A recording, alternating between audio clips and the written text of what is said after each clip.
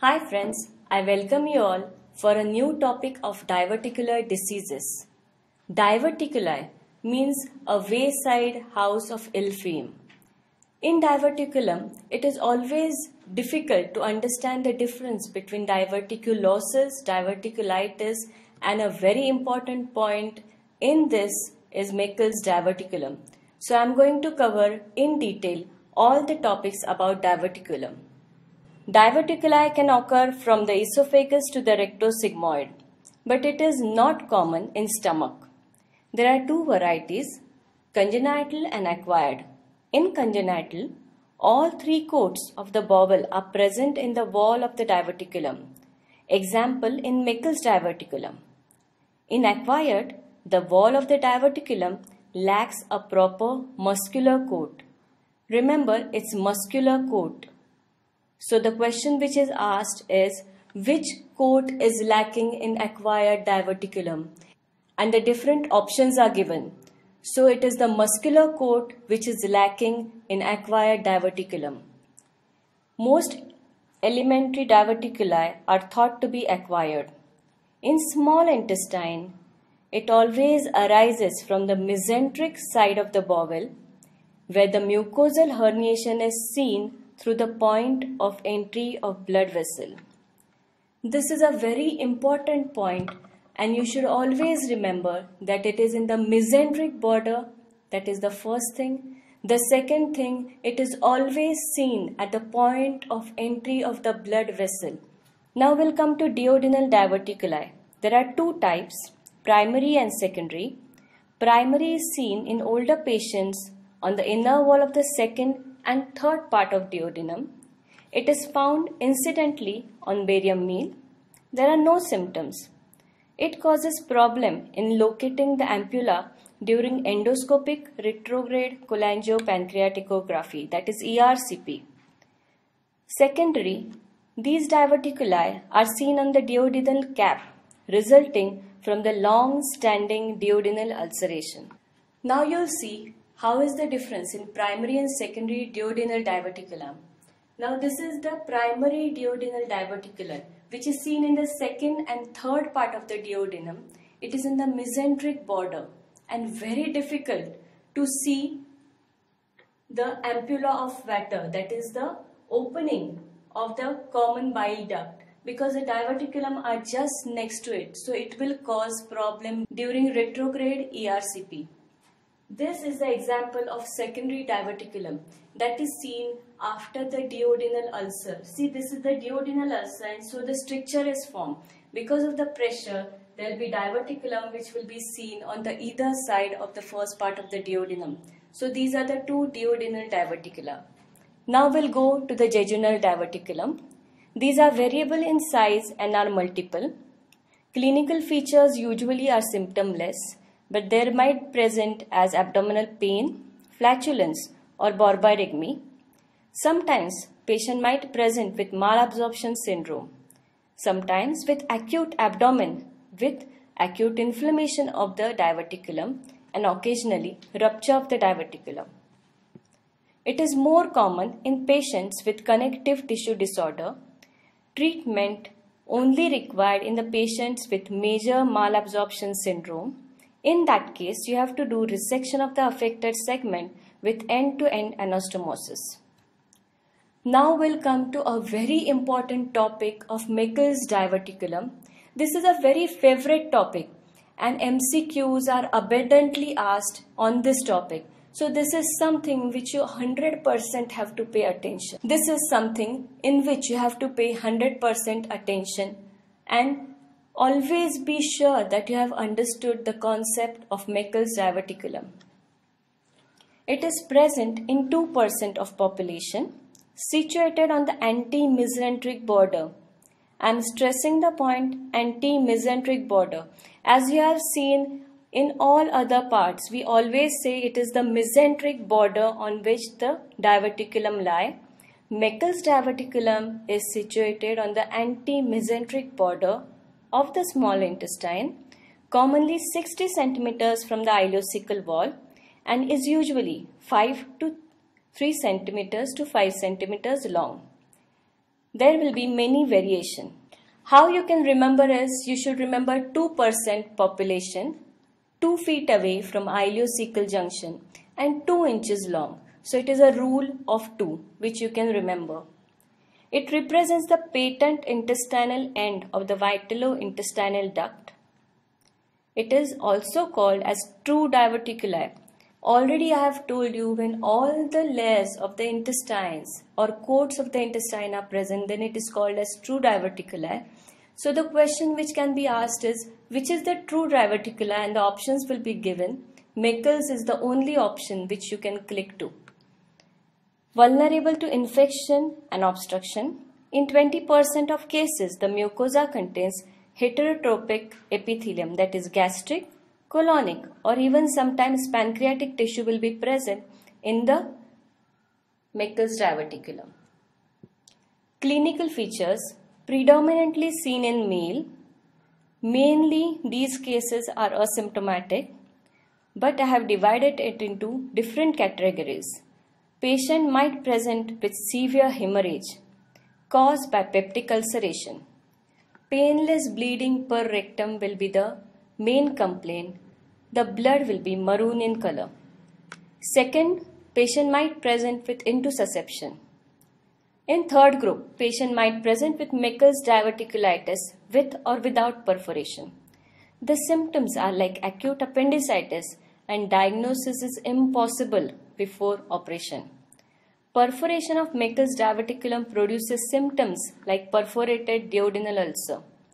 Fourth group of patient might present with chronic peptic ulceration in which pain around the umbilicus is seen. In fifth group, you will get patients with intestinal obstruction. The band between apex of the diverticulum and umbilicus may cause obstruction or volvulus around it. Meckel's diverticulum is always seen on the anti-mesenteric border. That is what I have told you to remember. All other diverticulum are seen on the mesenteric border, but Meckel's diverticulum is always seen on the opposite side, that is the anti-mesenteric border. There can be variations in Meckel's diverticulum. So you will be able to see different variations like wide mouth diverticulum, which is short but the mouth, that is the entry point, is wide. The second Meckel's diverticulum can be long and the mouth will be very small. Now these kind of diverticulum will give rise to obstruction or perforation. You can find the third group where there is a small diverticulum but a band going up to the umbilicus, that is the patent vitalointestinal duct. That also is a very important point to remember. The band might give rise to obstruction because the intestine will go around it, cause volvulus, and patient might present with obstruction. So these are the three different types of Meckel's diverticulum which I have told you. Diagnosis on radiology will be very difficult as it will be demonstrated by contrast radiology. Only small bowel enema would be most accurate investigation. Sometimes when there is hemorrhage, technetium 99M scan will tell you the right site of hemorrhage because gastric mucosa, if it is present, that will give rise to bleeding. A silent Meckel's diverticulum is found incidentally during abdominal operation. Always asked question is, what is the treatment of silent Meckel's diverticulum? So it always depends on how is the Meckel's diverticulum, whether it is wide mouth, it is narrow, or it is causing any symptoms, or it is symptomless. Depending on that, you always can treat Meckel's diverticulum. If its mouth is wide and the wall of intestine is not very thickened with the diverticulum, it can be left as it is. Where there is doubt and it can be removed without any additional risk, it should be resected. In exceptional cases, Meckel's diverticulum is found in an inguinal or femoral hernia sac, and then it is known as Litter's hernia. Now this is also a very favorite question which is always asked, what is Litter's hernia? Or when Meckel's diverticulum is present in hernia, it is called as Litter's, Richer's, and all other options will be given. So it is Litter's hernia which is known as Meckel's diverticulum present in the hernial sac. Treatment is Meckel's diverticulectomy, where there is induration of the base of diverticulum extending into the adjacent ileum. The short segment of ileum containing the diverticulum is resected and end-to-end anastomosis is done. Like in this case, if it is mite mouth and causing inflammation or causing ileal obstruction, then you can just cut it like this and you can do resection of the Meckel's diverticulum and then you can resuture it. While as in this case, you have to cut the intestine, part of intestine and do resection anastomosis. In this case, you have to release the band, see how is the Meckel's diverticulum and then decide what can be done about the Meckel's diverticulum. Now we come to diverticulosis of colon. The diverticula of colon are acquired herniation of the colonic mucosa through the circular muscle at the point where the blood vessels penetrate the colonic wall. It tends to occur in rows between the strips of longitudinal muscle fibers. Most commonly found in sigmoid colon, but rectum can also be involved. Occasionally, the entire large bowel can be affected, that time rectum is not affected. The 90% of cases of sigmoid colon is involved and in most of the cases that is the site of inflammation, that is diverticulitis. When you add suffix itis to any word, it is inflammation. So when you say appendicitis, it is inflammation of appendix. Like that, when you add itis to diverticulum, that means inflammation of diverticulum. So diverticulitis. 5% of patients have associated gallstones and hiatus hernia. Then it is known as Sens triad. Again, a very important question. What is Sens triad? So it consists of diverticulosis, hiatus hernia and gallstone. Diverticular disease is rare in Africans and Asians who eat a diet that contains natural fibers. Common in Western countries. Diverticula are found in 25% of barium enemas of patients over the age of 40 and the incidence increases with the age. Now we'll come to diverticulosis. It means presence of multiple diverticula. Diverticula means a single diverticulum. When you say diverticulosis, it just means presence of multiple diverticula in that particular gut or that particular area. When you say inflammation of multiple or that particular diverticula, only then it becomes diverticulitis. So there is a difference between diverticula, diverticulosis and diverticulitis. Diverticula probably arise as a result of muscular incoordination and spasm, resulting in increased segmentation and intraluminal pressure. Histologically, it will be seen as protrusion of mucous membrane covered with peritoneum. Thickening of circular muscle fibers of the tinea and the intestine develops a concertina or sawtooth appearance of the barium enema. Sawtooth appearance is the main feature of diverticulosis. So when it is asked, when sawtooth appearance is seen, it is diverticulosis and not diverticulitis. In diverticulitis, it is the inflammation of one or more diverticula, usually with some pericolitis. Episodes of diverticulitis may be followed by years free of symptoms, but the condition is progressive. Clinical features, it may be asymptomatic, but the disorder of colonic function may cause distension of abdomen, flatulence, and the sensation of severe pain in the left iliac fossa. Loose stool or constipation can be symptoms sometimes.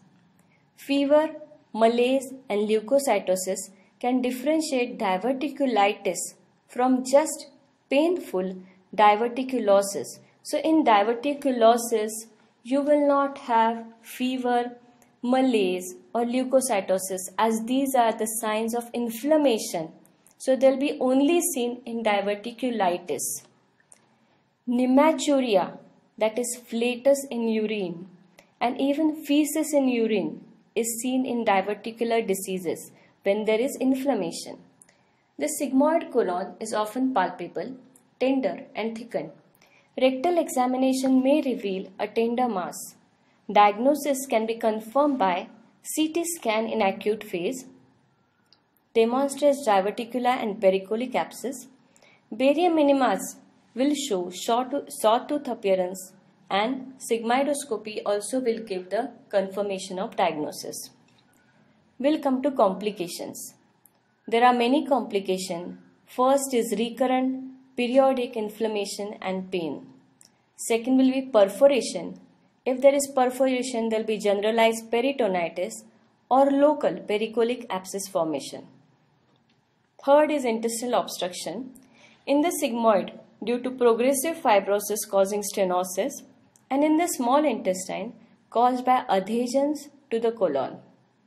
Fourth, the patient might have hemorrhage. There will be profuse colonic hemorrhage in 17% of cases requiring blood transfusions.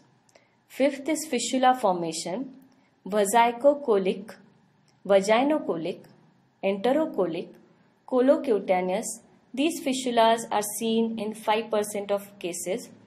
Vasicocolic being the most common fistula. The question is usually asked, which fistula is common in diverticular diseases? So it is vasicocolic fistula, and that's why you might have flatus in urine or feces in urine, because it is vasicocolic fistula. So feces or flatus might enter the bladder, and that's how you can 100% diagnose it is the fistula between the bladder and the colon. Management depends on whether it is diverticulosis or diverticulitis. If it is diverticulosis, high residue diet containing roughage in the form of wholemeal bread, flour, fruit and vegetable is given. Bulk formers such as bran, isogel may be given until the stools are soft. Painful diverticular, then we should just give bed rest and antispasmodics.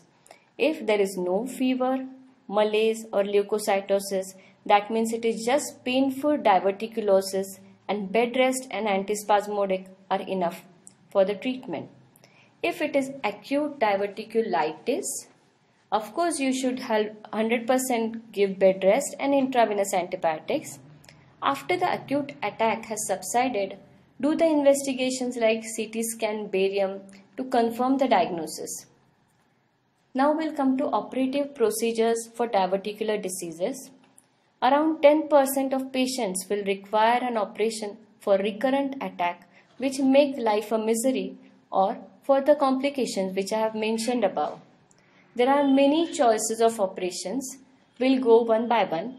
In first, removal of affected segment and restoration of continuity by end-to-end anastomosis can be done.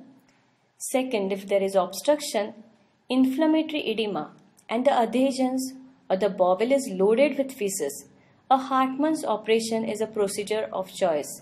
Now in Hartmann's operation, the involved area is resected, the rectum is closed at the peritoneal reflection, and left colon brought out as a left iliac fossa colostomy.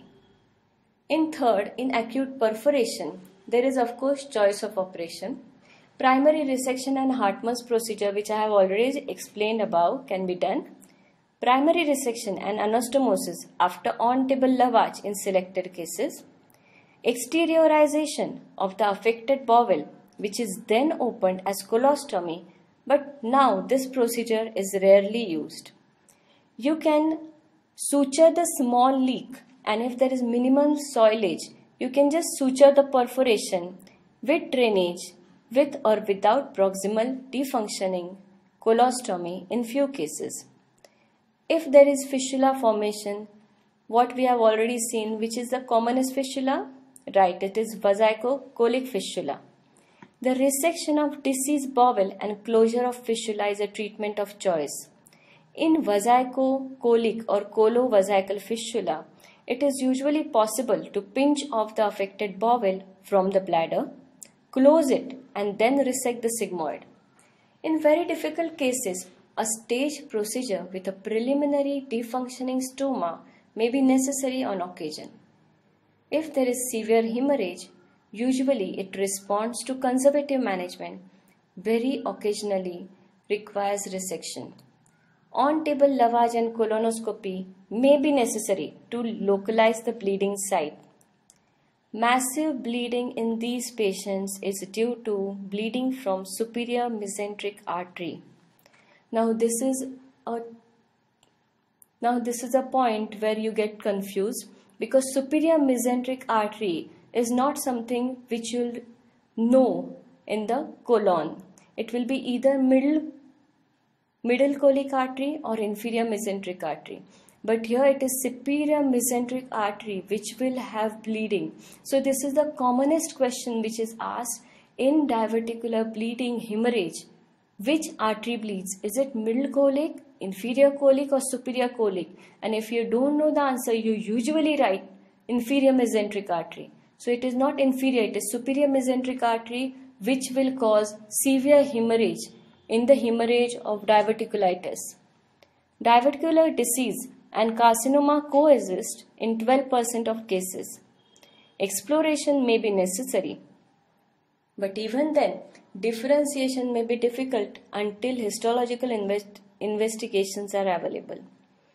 If there is nothing but weight loss, falling hemoglobin, and persistently positive occult blood in stool, it will give the diagnosis of hemorrhage through the diverticular diseases. Now we have come to the end of diverticular diseases.